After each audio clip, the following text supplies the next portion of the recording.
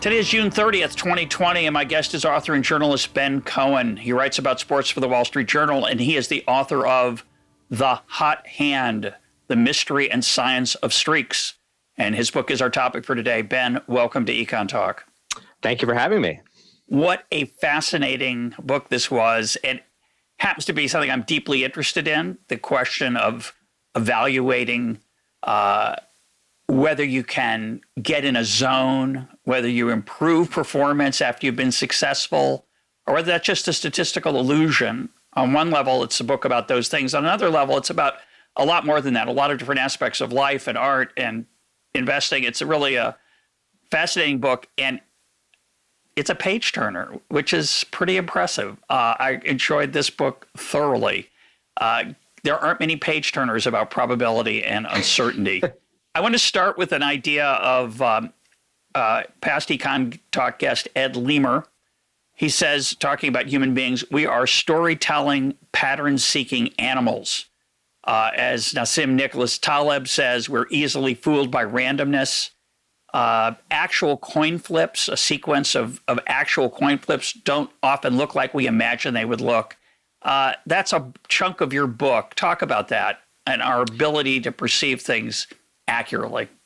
Well, it's really the reason why there have been hundreds of papers about the hot hand in this this field of literature over the last 35 or so years, because the people who first looked into the hot hand and this phenomenon really did it because they found that we see patterns where they don't exist, and that is why we were so drawn to the hot hand, and we all believed in it so fiercely, right? I mean, this wasn't something that we just thought was true. We all swore it to be true, and so I think that idea of pattern recognition is really central to the hot hand. And one of the things that was fun to explore in this book is why we believe in patterns, right? Not just that we do, but like, what is the explanation? And there have been some evolutionary psychologists who have looked into this and found that there were rewards for this in primitive humans and even monkeys believe in the hot hand, right? And so this was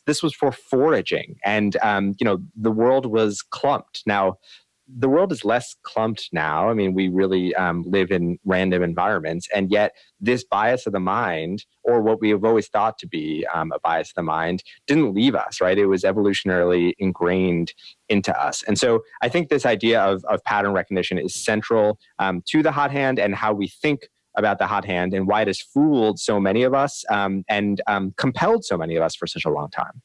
Well, the clumpy thing is interesting. The idea being that if there's something, a productive bush of berries, there might be another one nearby because they're both near a stream, say. And so you don't just look randomly, you look near the stream or you look near the berries that were there you found yesterday. But, I think it's more than clumpiness. I think it is the really powerful human thirst for causation.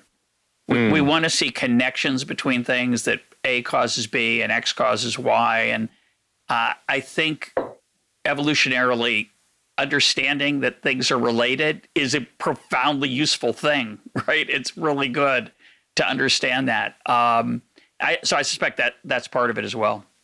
And the question, of course, is, are basketball games clumped, right? Because, for the last 35 years, there have been hundreds of papers about the hot hand. But to me, the most interesting ones and the most profound ones were all about basketball. Yeah, we should explain what the hot hand is for non-sports fans. So take a shot at that.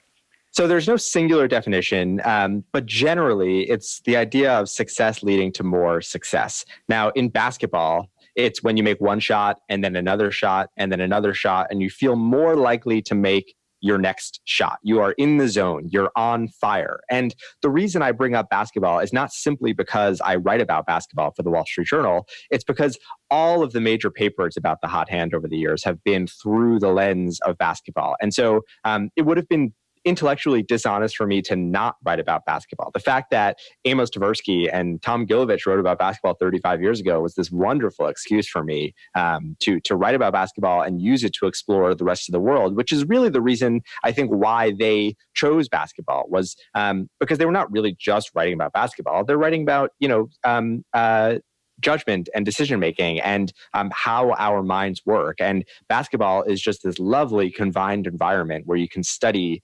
decisions with huge stakes and with people incentivized in the same direction. And so, the question is basketball clumpy? Is it random? Is it different from looking at the stream and looking for, that shrub with a bunch of berries on it? That's one of the things that I think is really interesting to think about. And, are our environments more like the streams, or are they more like basketball games? But just to make this a little more clear to the people who've not kept up with the hot hand, I confessed before we started this interview, Ben, that I've been kind of obsessed with it. It's because I have a son who's very analytical and who insisted there is a hot hand, and I would show him the paper showing that there isn't, but he was very adamant about it. So he feels both redeemed and smarter than his dad, which is good. Well, that's how professional basketball players think, right? Even when they were given the evidence, they said that this is true. I know this to be true. But what's funny about it, for me, it's the flip side of Moneyball, and we've talked about Moneyball in the program. Michael Lewis's book, The Bill James Phenomenon. Bill James has been a guest. The idea of Bill James, what's called sabermetrics, the idea of applying statistical analysis to baseball, was to show, not was the goal, but one of the things it achieved was that it showed that the insiders were often wrong. The scouts would look at a player and say, oh, he's a great prospect. I've been around the game for a long time. And Bill James came along and said, actually, he's not that great a prospect, because when you look at what really matters. And so a lot of the fun of Moneyball was the idea that the intellectuals, the eggheads, could somehow know more than the insiders. And here's a case where the intellectuals claim to know more than the insiders, were confident they knew more than the insiders, but now it looks like the insiders were right all along.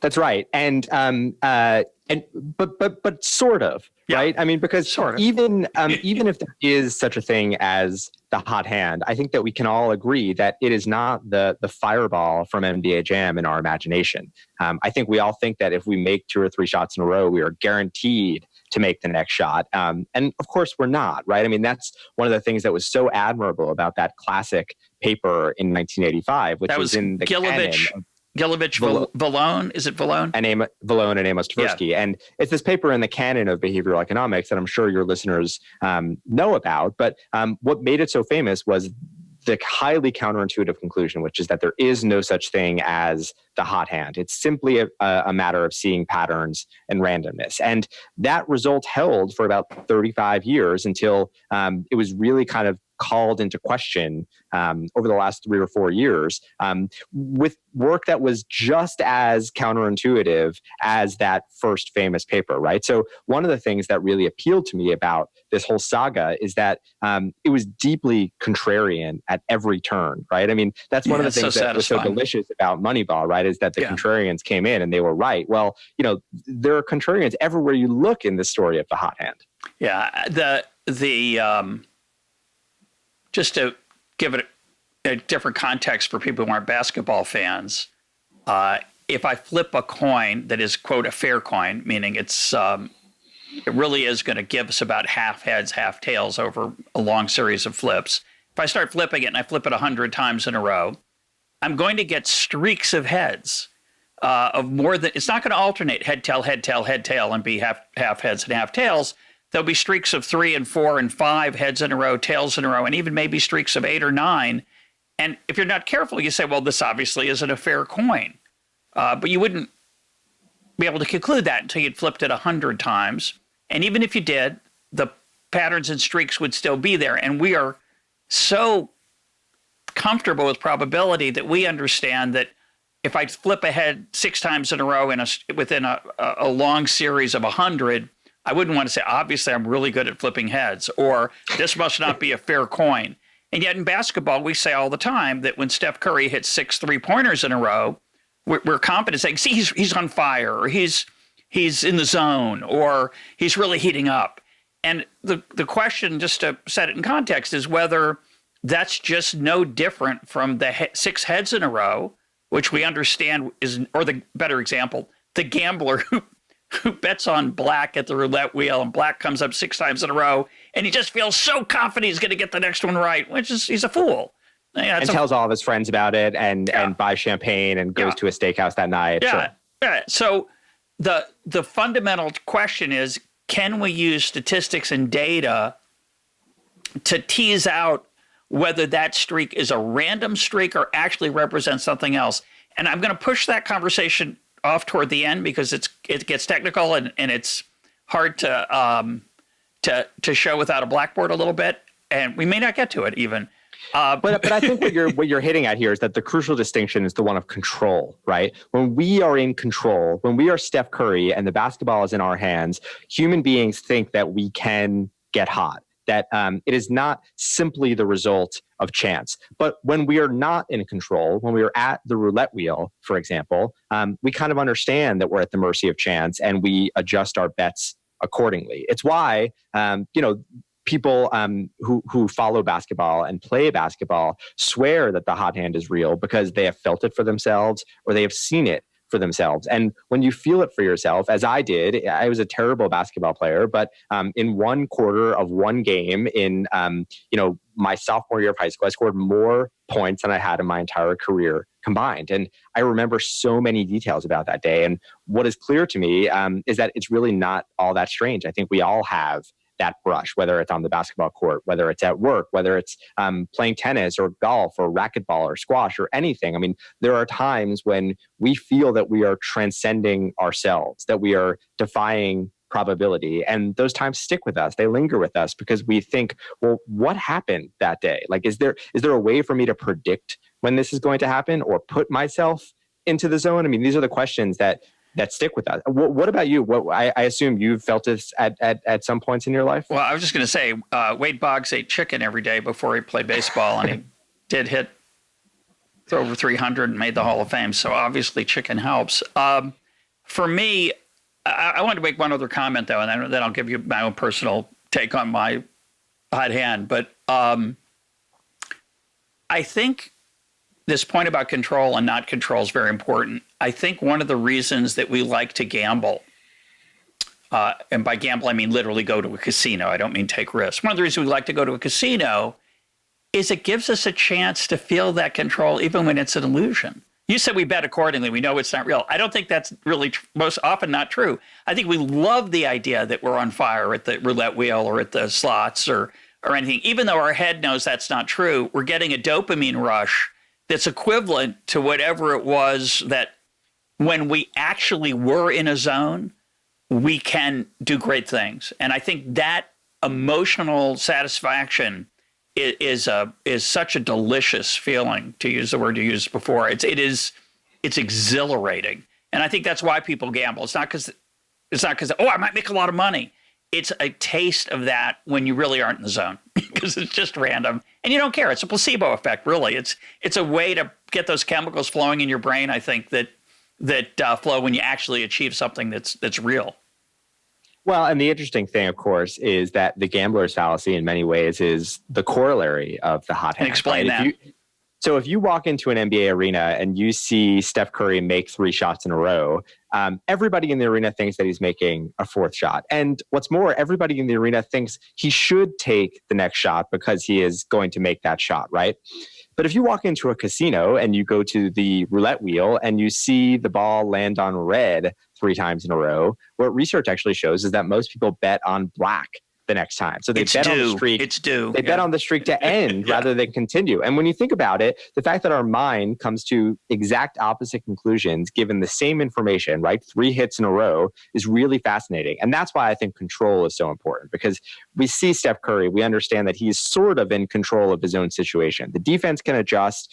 The other coach can call a timeout. The situation changes, but the ball is still in his hands. But you go to a roulette wheel and you know that you have no control over what's going to happen. It's an independent spin. It's a random event. And, we come to a different conclusion in our mind. And these biases are so powerful. I mean, it's the entire reason why Las Vegas exists, right? There are casinos in the desert of the United States because our minds play tricks on us. Yeah, and a public policy decision by the state of Nevada.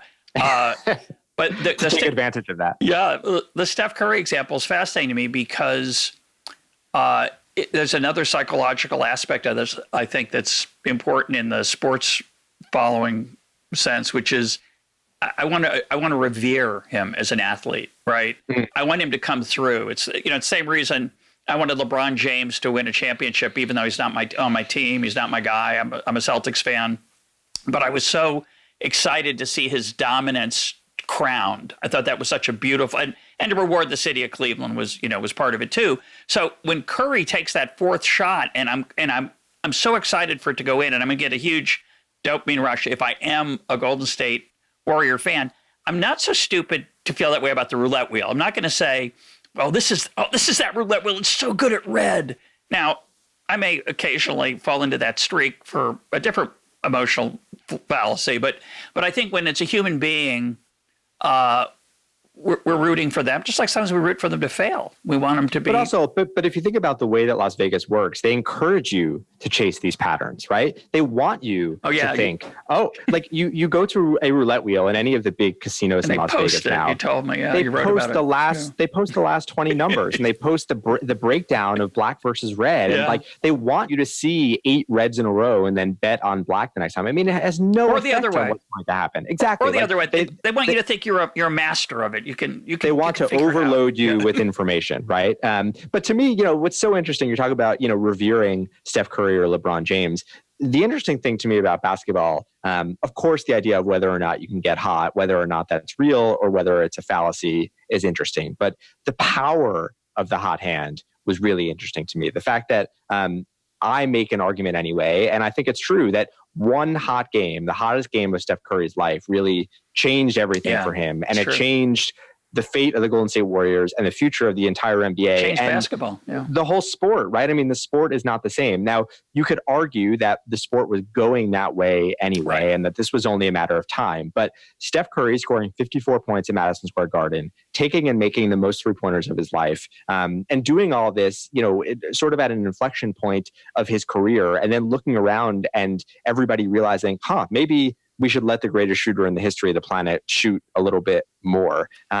It's so interesting to me that there was a real turning point in his career, and it's the hottest game that he ever had. It's and the fact that, I'd love to tell the story of how it all happened, right? I mean, there was no way for him to predict that was going to be the game that he got hot. It was a game in February 2013 against the Knicks. And if you were to ask him 5 minutes before the game, is this a game that you are going to play well, let alone play better than you ever have in your life, he would have looked at you like you had 8 heads, because everything had gone wrong for him that day, right? Yeah, the bus got pulled over for.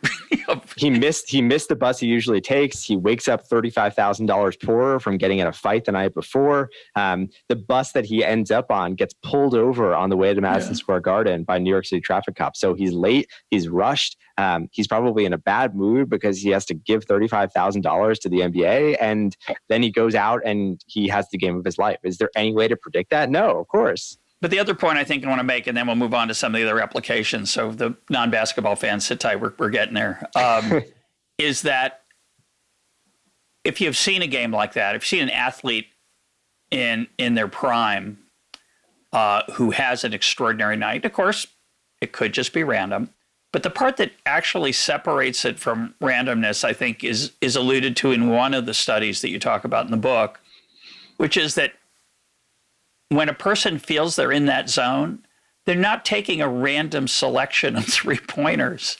They are taking, Steph, if you're a basketball fan in the last 5 years, you've seen Steph Curry pull up 5, 8, maybe 10 feet behind the three-point line, and it's nothing but net. And the crowd, he feels it. He's already turned, by the way, when he releases the ball, and you can see this with Larry Bird, one of my favorite sports videos of all time is in the three-point shooting contest at the All-Star game. Larry Bird needs to make one more shot to win the contest. And he's got time to take 2 or 3 more, but he releases the winning shot and walks off the court while the ball is in the air with his finger up, saying, I'm number one, or pointing to heaven, or whatever he was doing. And he knows it's going in. And he knew it was going in when he released it. And it's just a feeling. And you could argue that feeling is an illusion. It could be. But the point is, they're not a random sample of shots. They get harder and harder because the opposition feels the same thing that we're talking about.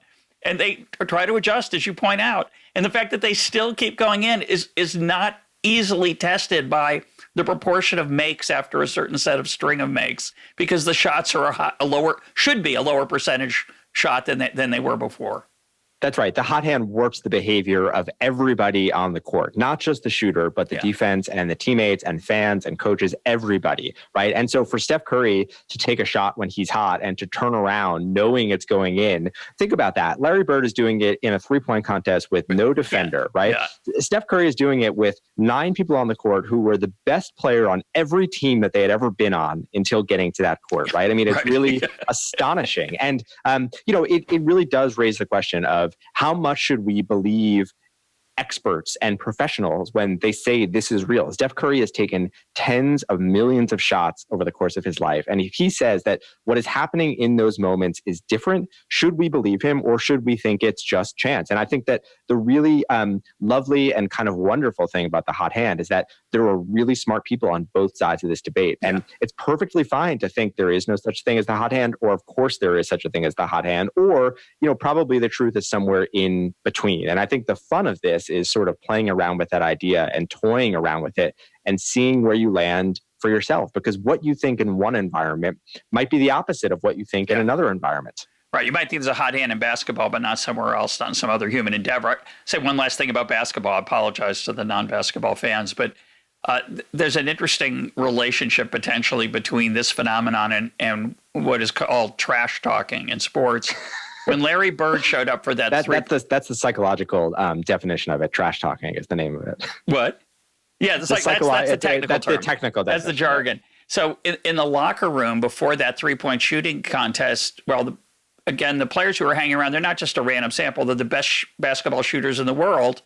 There's 8 of them there. And Larry Bird allegedly said, and I'm sure it's true, who's finishing second? And that was a way, I think, to intimidate them, but also to convince himself that tonight he's going to have the hot hand, right? It's a way of, who knows what works on our psyches and our adrenaline, our emotions, to help us achieve beyond our normal. Well, of course, and there's a factor of confidence here, right? Yeah. Like when you get hot, you feel like you have license to take harder shots and crazier shots, riskier shots that would ordinarily earn you a spot on the end of the bench. And you have to have that confidence if you are an NBA player. And one of the things that I would love, I'm not writing a sequel to this book, but I feel like a very fun follow-up study would be to sort of strap electrodes into the brains of players, right? To do an fMRI study of seeing what's actually happening in your brain, to your brain chemistry when you get hot. Because we know that players believe this and that they chase out this sort of behavior, but it would be really interesting to know like exactly the neurons that are firing and when and why they happen. I do think this field of research is only getting started, and that's one thing I'd really love to see, add to this literature about the hot hand.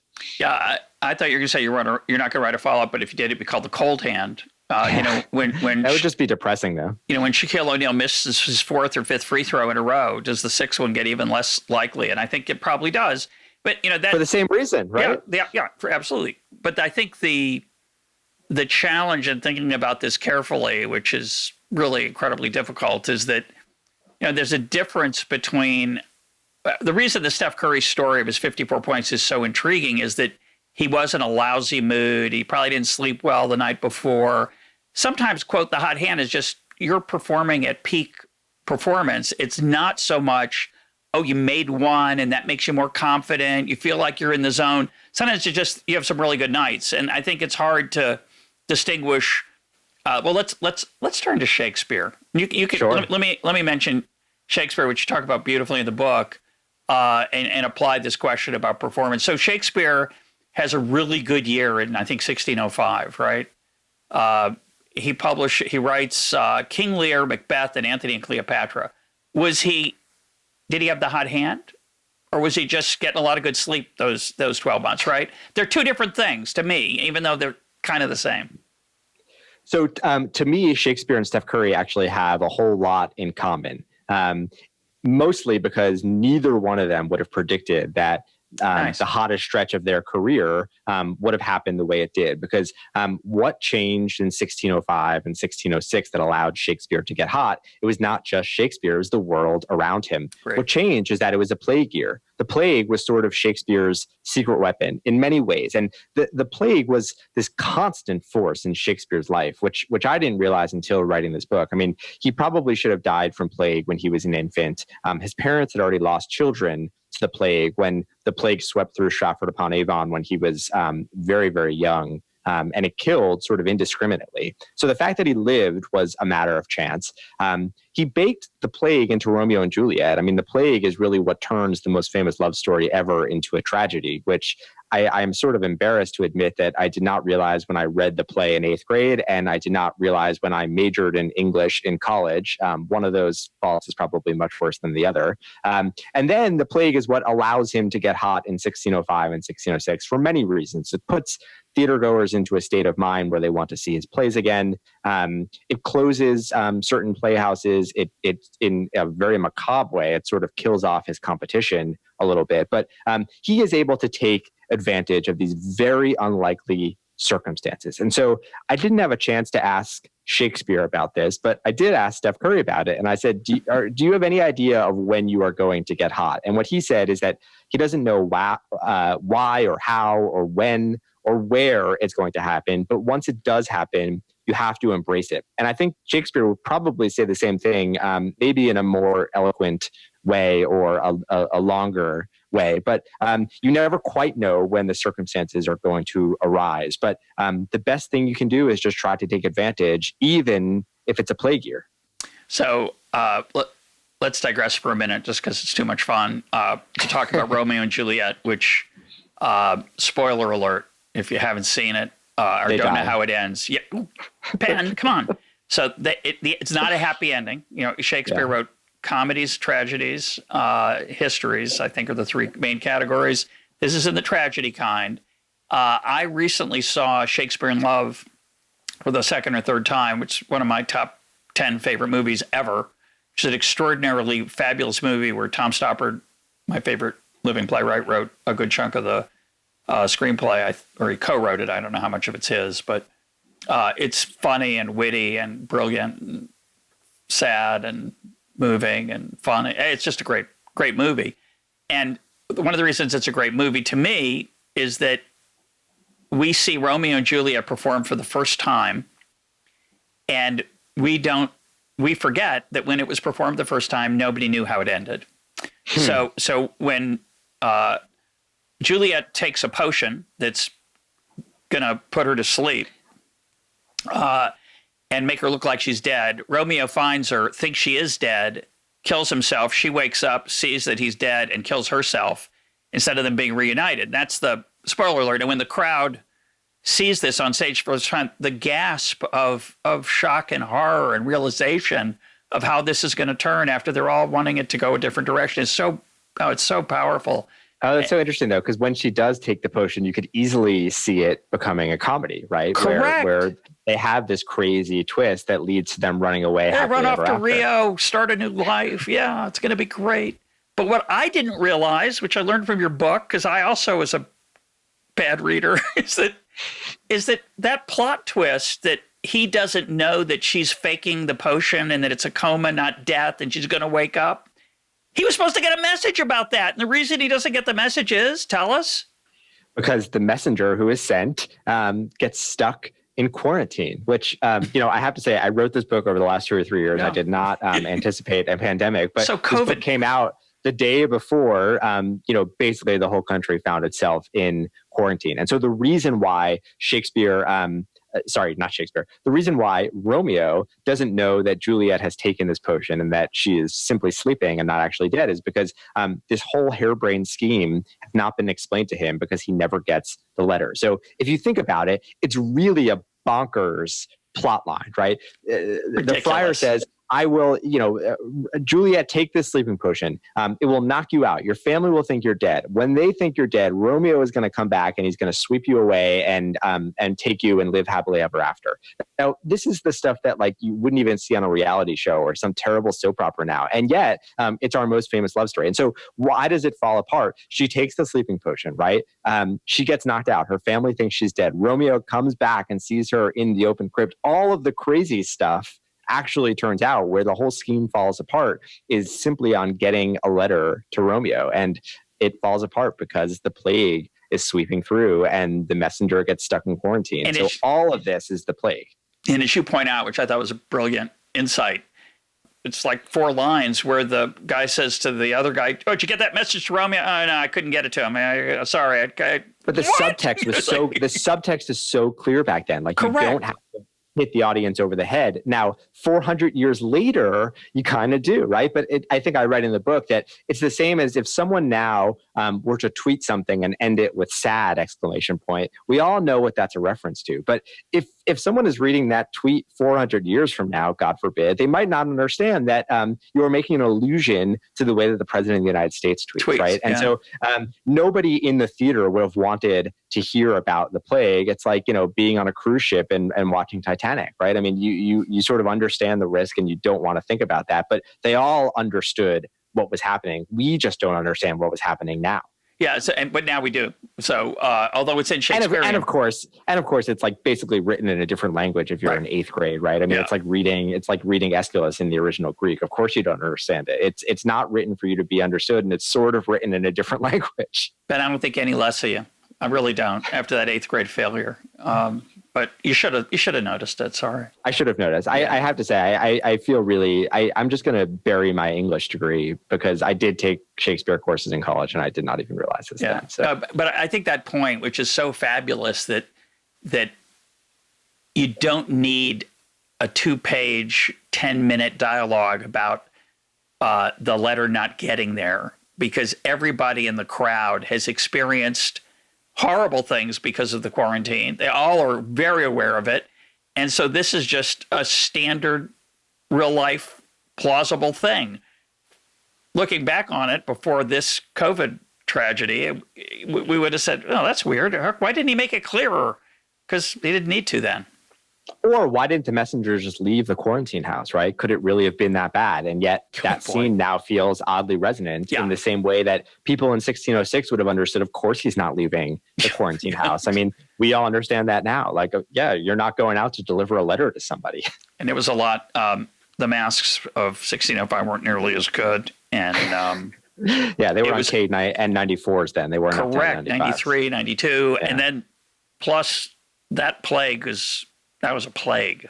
It's a lot worse. Let's you talk about asylum judges, which seems like a large leap. It's not, but when you were talking about that, I actually had the same thought you were going to eventually come to in that story. So talk about asylum judges and what that might have to do with the hot hand, or streaks anyway. There was this brilliant paper a couple of years ago by Toby Moskowitz and a couple of his economist colleagues, where they looked at decision making for loan officers and baseball umpires and asylum judges. So people who are entrusted to be authorities to make important arbiters decisions. Yeah, exactly. And so it's in baseball anyway.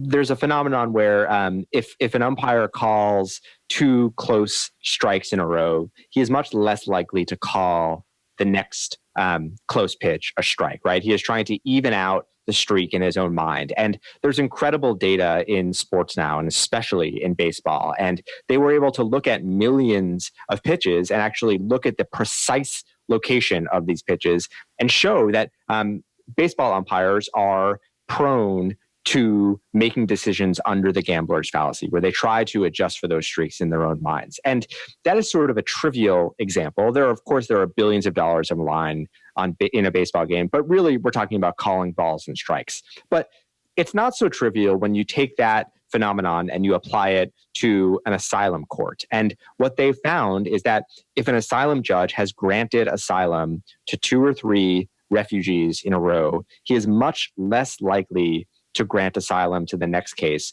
regardless of the merits of the case. Now, that's crushing, right? That's kind of a depressing number. That's not calling balls and strikes. That's deciding whether or not someone stays in the United States. And really, it's deciding whether or not they live or they die. And the fact that people whose jobs it is to make informed decisions, judgments, right? They are judges, can be prone to such a bias of the mind, I think was a really powerful example. And it shows the human consequences of the hot hand and the gambler's fallacy. It's not just about basketball or it's not just about baseball. you have a life in your hand when you are deciding whether or not they deserve asylum in the U.S. And so, in the book, I write about an Iraqi sculptor who applied for asylum, whose case gets derailed for a whole bunch of different reasons, in part because there's an incredible backlog right now. The asylum system has really failed in the United States. But once he does get into the court, it was just sort of stunning to me that it almost doesn't matter why he wants to be in the United States or where he is seeing a judge or which judge he is seeing. It's a matter of which cases have been heard directly before him, and it really is more like a roulette wheel than anything else. Which you don't want the asylum court to operate like a casino, but in many ways it actually does. Yeah, I'm a little bit skeptical of that finding. I haven't looked at that paper, at all. I've heard about it from you. One thing that struck me about it was how small the effect is. I think it was 2 percentage points, 3 percentage points, something like that. And the odds that you could tease that out, given the complexity of each case, that you're going to pretend you're controlling for it. But having said that, express my skepticism.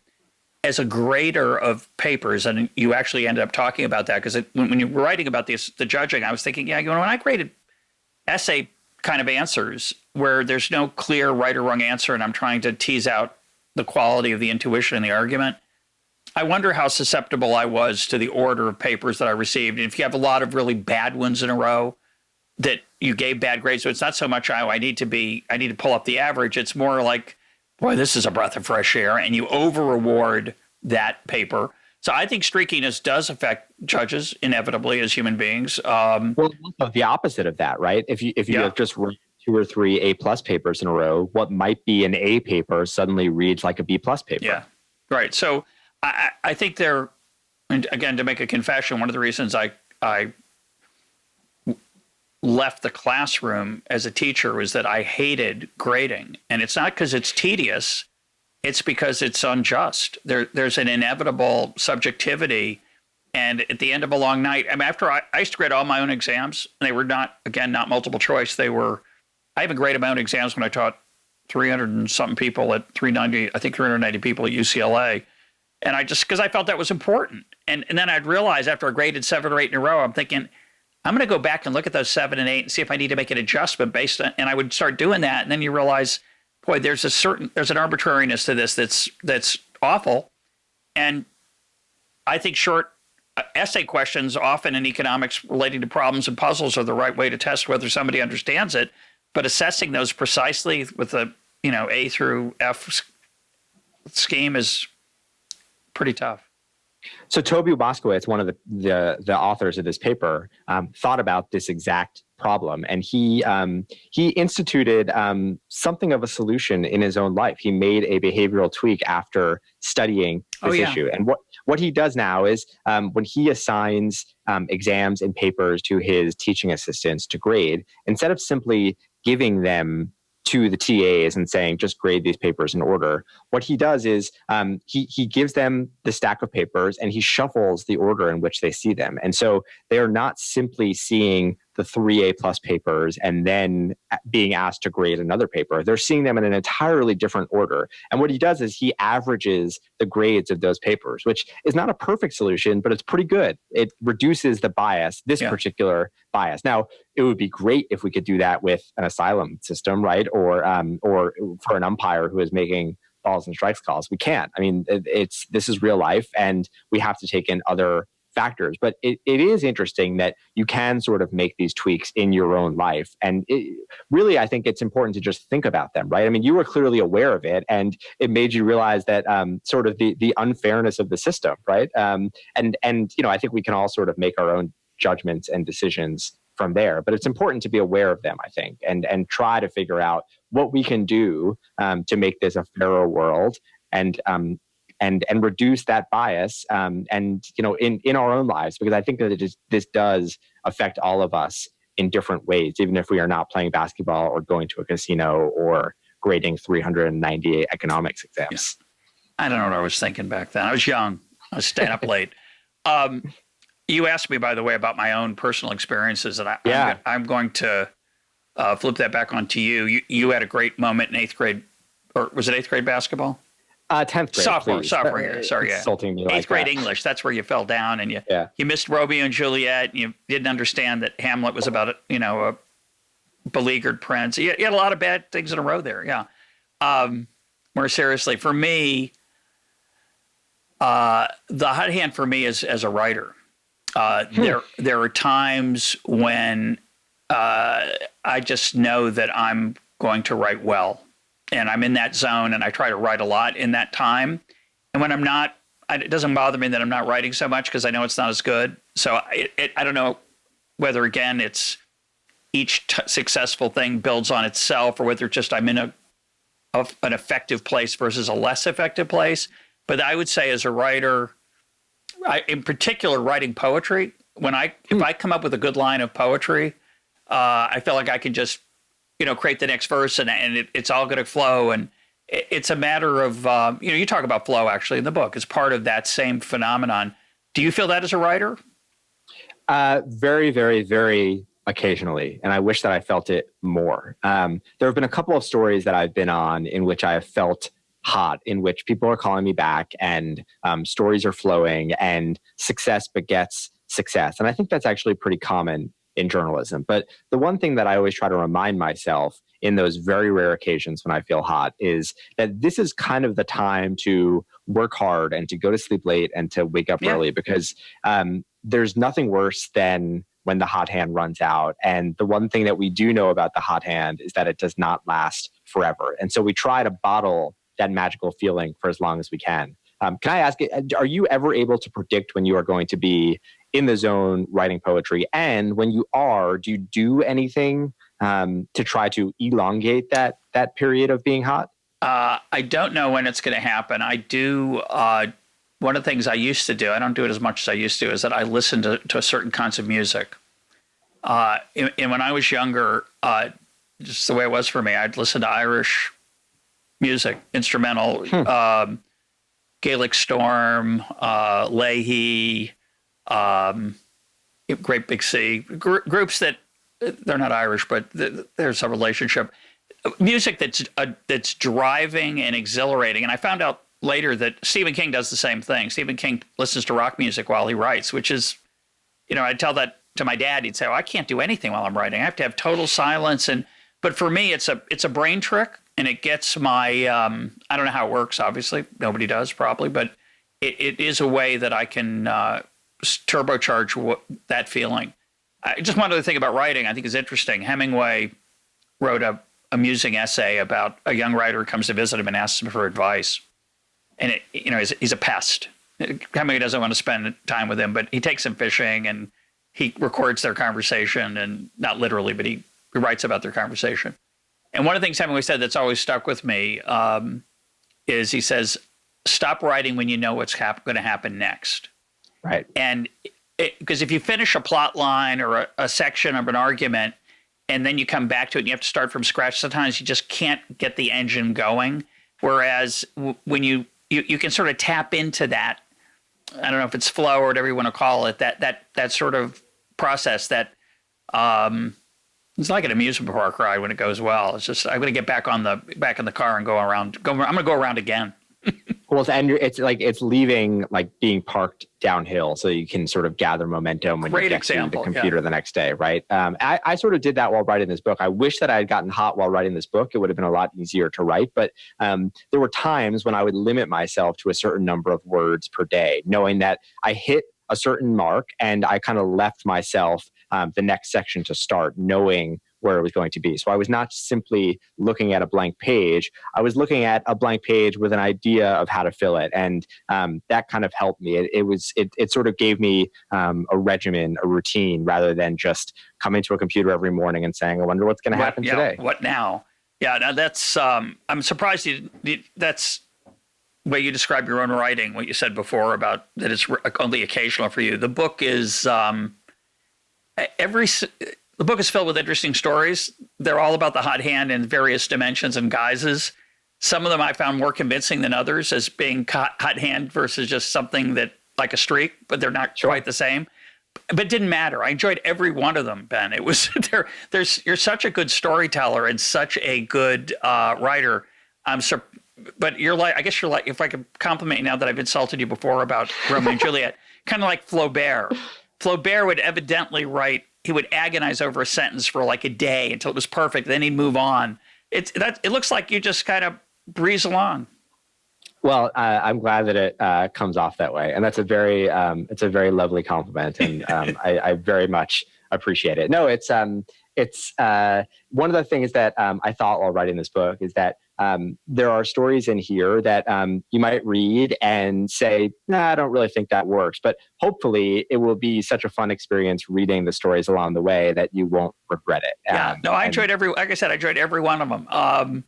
I mean, there's stuff in this book about Van Gogh, about Raoul Wallenberg and the Holocaust, David Booth and and Rick Sigfield and index mutual funds. We should talk about that a little bit. This is called EconTalk, and people do think economics has something to do with investing. It not so much, but this is one of the parts where it actually economics has something to say about it. I think I used to think about this a lot because there was a mutual fund.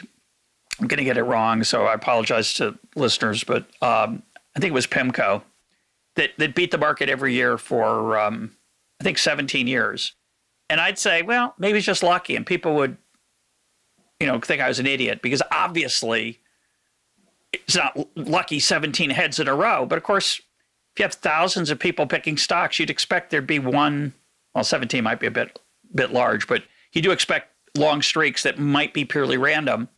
And so in investing, I think there is an enormous temptation, unlike the casino, to think that you know what's going on and you're really good at it. Absolutely. Yeah. And in fact, when I had lunch with David Booth a couple of years ago, he said, in many ways, the fundamental question of investing and stock picking is there such a thing as the hot hand? And he was one of the first people to say no and to make a huge bet on it. And he became fabulously wealthy based on the strength of that idea, right? I mean, he sort of was one of the pioneers of index funds. And he did it at a time when it was a deeply unsexy approach to investing. And again, contrarian, right? I mean, there's sort of everywhere you look in this idea of the hot hand. And, I could have written about any number of these fund managers, right? I mean, there are plenty of people who claim to be hot or sort of know where the market is going or have a track record of doing that. But the reason why I was so drawn to David Booth is because, again, he has a history in basketball. David Booth grew up on Naismith Drive in Lawrence, Kansas, named after James Naismith, the inventor of basketball. And how did he spend some of his fortune? One of the first lavish purchases that he made was at an auction a couple of years ago when he spent about $3.5 million to buy the original rules of basketball as written by James Naismith himself. And he donated them back to Kansas University, where he went to school and where he grew up a half a mile away. And so the really wonderful thing about the David Booth story is that he believes in the hot hand in basketball. He sits courtside at Jayhawks games, and he has seen it for himself. He has felt it for himself. And yet he has made billions of dollars by not behaving as if he believes in the hot hand in his own field, right? And so I just found that such a wonderful contradiction, and it sort of shows that you might be a farmer, for example. In the book, I go to the border of Minnesota and North Dakota, and I write about a sugar beet farmer who also believes in the hot hand in basketball and in other parts of his life, but he understands that in his industry, in his environment, where he is really at the mercy of chance and something as random as the weather, if he bets the farm on believing in the hot hand, he can lose everything. What is bets the? Oh, you're so shame on you, Ben. It's a good line. Yeah. Good line. No, that was fantastic, and I think when you step back philosophically and think about the significance of the book for daily life beyond investing in basketball, et cetera, is what you alluded to earlier. Being aware of your awareness or lack of awareness about these phenomena in your life is useful. It's helpful, I think, to think about how we often overemphasize what we have control over and think we're good at something, how often we, when it's life or death, often are going to, like in the case of a farmer, be very aware that we're not going to have an extra good year. So I don't have to set aside the corn for next year because I'm on a roll. I'm really good at farming now. People who do that don't stay in farming. They get wiped out and they leave. That's right. I mean, farmers understand you have to play the long game. Yeah. And, you know, the farmer that I write about, Nick Hagan, his family has owned this piece of land for 150 years. He is a fifth generation sugar beet farmer. And the lessons of his great-great-grandfather who came over from a different country, you know, still apply to him in 2020, right? And so the way he put it, I thought was really interesting. He said, farming is defense, right? If you are Steph Curry, you are playing offense. The ball is in your hand. But when you're a farmer, you control almost nothing. You can only control what you can control. And so if soybeans have 2 or 3 good years, you can't drop everything and invest everything you have into soybeans, hoping that they have another good year, or you'll lose everything. And so to him, playing the long game and playing defense and always expecting the worst and hoping for anything better is really important. And I just thought, you know, Nick was such a fascinating character because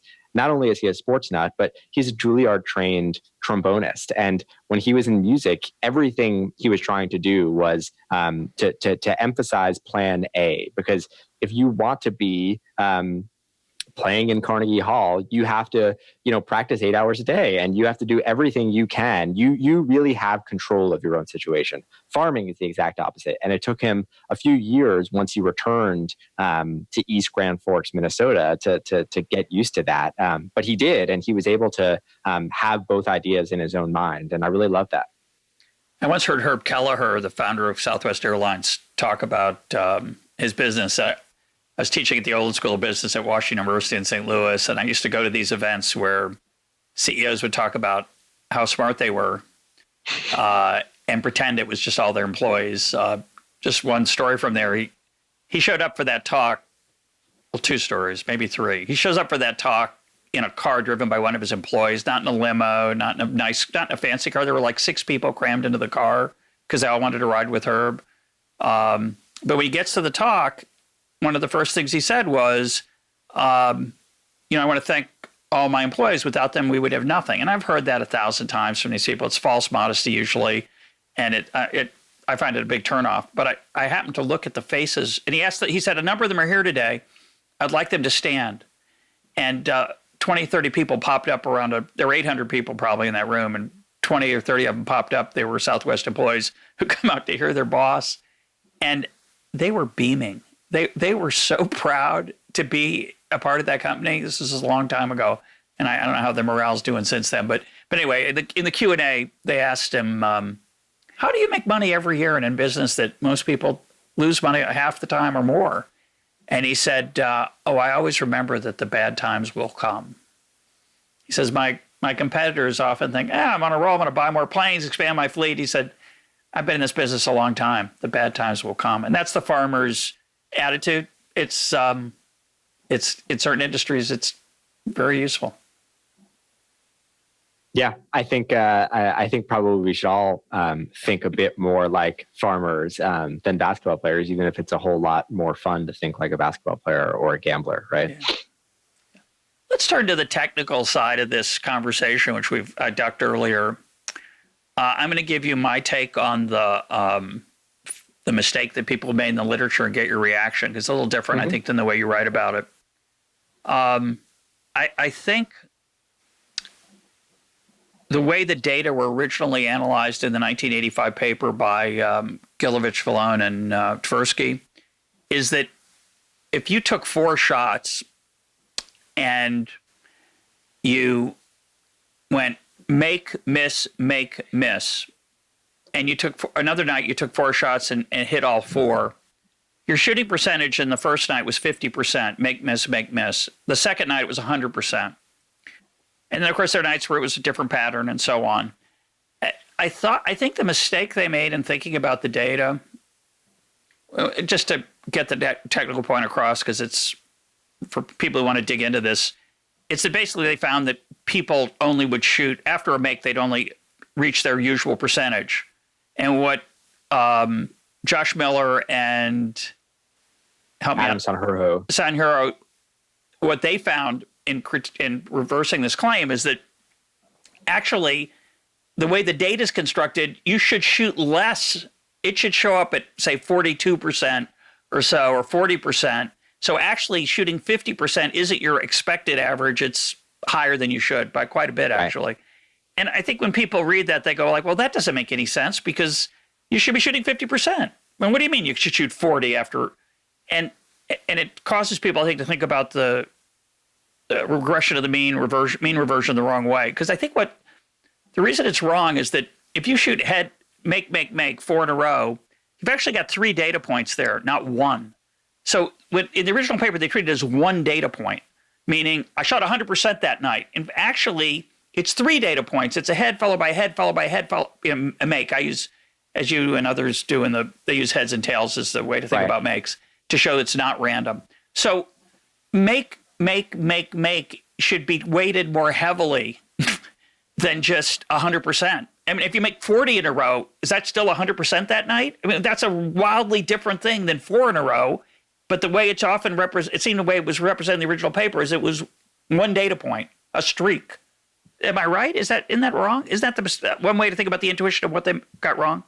Yeah, it's a neat way of thinking about the bias. I mean, I think there are really 2 things here. The first is that for anyone who is interested in this part of it, I would really encourage you to read the original Miller-Sanjurjo paper, which does this really elegant job of explaining a very complicated statistical bias, one that is so subtle that, the world's brightest mathematicians and statisticians missed it for 35 years. It was not simply that the original paper missed this. It was that everybody missed it. Everybody looked at the same problem and they saw it in a new light, which I found really interesting. The second thing, though, is that that 85 paper, through no fault of their own, was based on data that was cutting edge at the time, but now looks primitive. I mean, what we are able to do on a basketball court now is data that wasn't available to those guys in their nerdiest, wildest, wonkiest dreams. I mean, there was only one guy at the time who worked for the Philadelphia 76ers. His name was Harvey Pollack, and his nickname was Superstat. And he was this statistical savant in part because he bothered to keep track of the chronology of shots. So the order in which they are taken, play by play, essentially. Nobody was doing that at the time. And now we know everything there is to know about any given shot in a basketball game. We know exactly where it was taken. We know how far away the defender was from the person who was taking the shot. We can even quantify the probability of that shot going in for that single player taking the shot, right? We know so much more in such granular detail that we were able to search for the hot hand, in part because it had been masked for 35 years. Because when you do get hot, you take harder shots and they are less likely to go in, right? So when Steph Curry shoots from 35 feet with 2 hands in his face, it's not the same as when he is taking a layup. And yet that original paper essentially treats them the same. So the world has changed over 35 years. And I think that what that first paper found was incredibly admirable, and most of it still holds to this day. We do see patterns where they don't exist, and we do overestimate streakiness and we exaggerate the effect of the hot hand. But whether or not there is a hot hand, I think we're not crazy for thinking that there is, and the world sort of changed our minds about that. So the world changing and the way that we see the world changing. It was sort of this whipsaw narrative, and that was one of the things that really appealed to me about this. It's a beautiful story. That this thing that we all think to be true, only to be told by really smart people that it's not, only to realize that maybe it actually was. And wherever we land, you might land somewhere in that continuum. But I think it's just really fun to think about. The other part I like thinking about, and I think your book's a great illustration of this, is the challenge of thinking about probability. It doesn't come naturally to us. A lot of what behavioral economics has done is to try to point out irrationalities, and I think we're in the middle now of a huge pushback against that. Some of that's coming from people like Taleb and Gerd Gigerenzer, who are showing that actually, when you think about the context of that decision, it is rational, even though it didn't look rational to you, the academic. Probabilities are not intuitive to us most of the time, and a lot of the cleverer paradoxes, like you write about, and I'm sure many listeners know, or we won't go into it, but the Monty Hall problem challenges people, and there are a lot of examples like this where clever things are constructed by academics to show that people have biases or irrationality, and it turns out the context and the way you phrase the question is extremely important, because we're often, let me give you a totally crazy example. The trolley problem. The trolley problem, should I pull this lever and kill these 3 people over here, or let the trolley keep going straight and one person will die? And a lot of people don't like to, and 5 people will die. A lot of people don't like to pull the lever. They don't like to push the person over the railing to stop the trolley, because they have to be active. And they'd rather it comes back to our question of control to some extent. And I think I've given this example before. When I told this to one of my sons when he was younger, he said, well, I don't want to push that guy over the railing. What if he pushes me back and I go over? And, that's a goofy, and the academic says, no, but just assume that he can't do that. But your brain was not designed for that. Your brain was designed for the savannah, when there were things that could kill you. And the fact that you rationally worry about a guy pushing you back is not stupid. It's smart. And so I think a lot of these paradoxes and tricky, clever probability problems, they're fun. I love them. I'm a sucker for them. But I think a lot of them are just, they're so devoid of context that the conclusions people draw for them don't hold.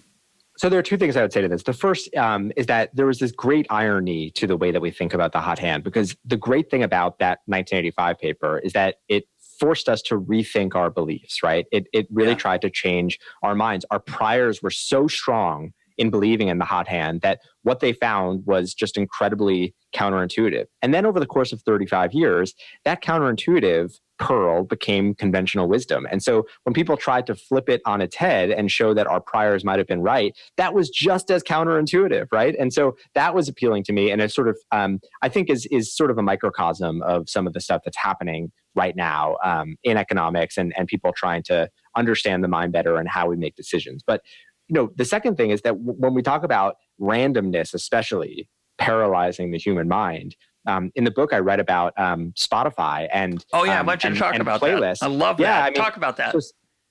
So Spotify, a few years ago, was this incredibly successful startup company, but it had one big problem, which is the same problem that Apple had a few years earlier, which is that people kept making playlists and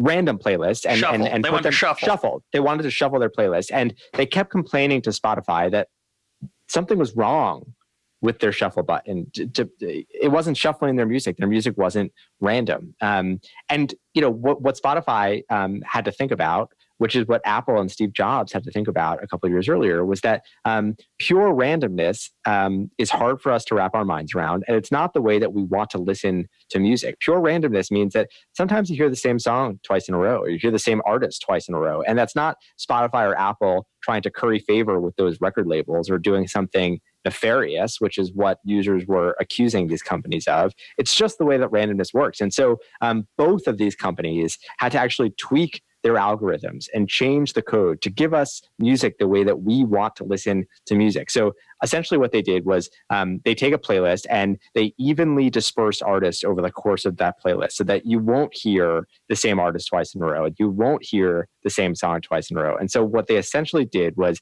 they made playlists less random to feel more random. And, when you're looking for ways of showing that randomness is really hard for us to understand, it's kind of hard to find a better example than that. Something that we all can experience. We have all set playlists on shuffle and swore that something in the algorithm is wrong, or that, Billy Joel paid Spotify, under the table so that his songs would play more. No, that's just how randomness works. And the fact that both of these billion-dollar companies had to change their own algorithms to account for its users and give us what we want was just so interesting to me.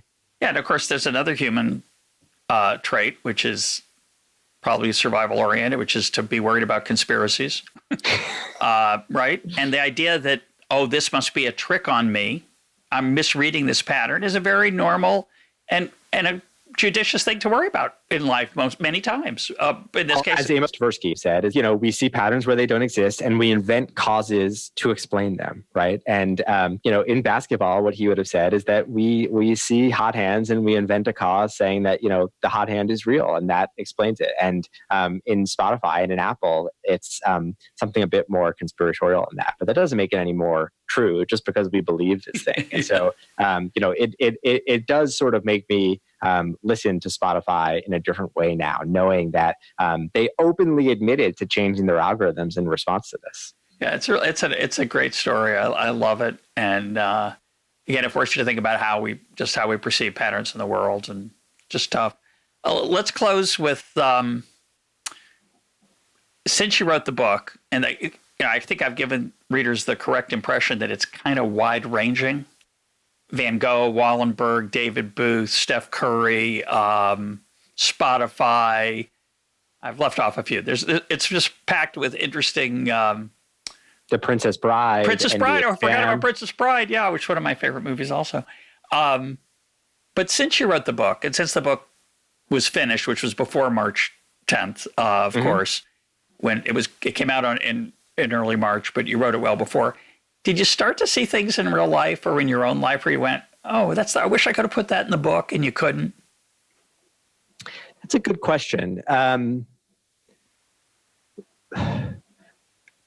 Yes, but my brain has been so broken by the last few months that it's hard to think of a few. I will tell you, there was one story that I almost put in the book, and in fact, I traveled to Las Vegas to report it out. And I was trying to think of what happens when we get hot. And there are scientists who believe that when we say that we are unconscious, when we are in the zone, there are parts of our brain that are turning on and off, right? And they're inhibited. And I thought, well, what are other activities where your brain gets inhibited? And so I went to Las Vegas and I went to the World Series of beer pong to try to figure out if those people report feeling hotter, right, while getting drunker, while their brain chemistry is literally changing. Yeah. And it was really interesting. And I almost told the story of, the third World Series of beer pong, where everybody is still talking about this epic comeback that won these two guys like a $10,000 check. But I just thought it was a little bit too much. But I do think there is something there. And,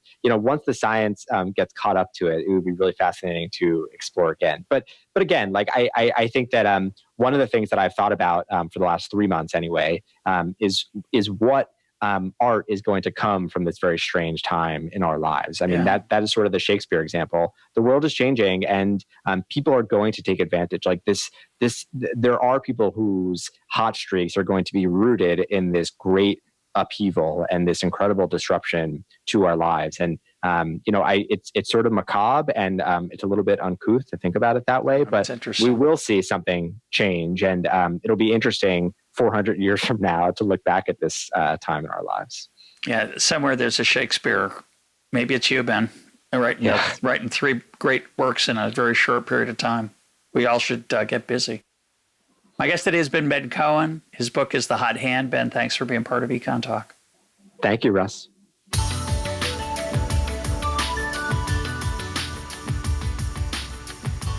This is EconTalk, part of the Library of Economics and Liberty. For more EconTalk, go to econtalk.org, where you can also comment on today's podcast and find links and readings related to today's conversation. The sound engineer for EconTalk is Rich Goyette. I'm your host, Russ Roberts. Thanks for listening. Talk to you on Monday.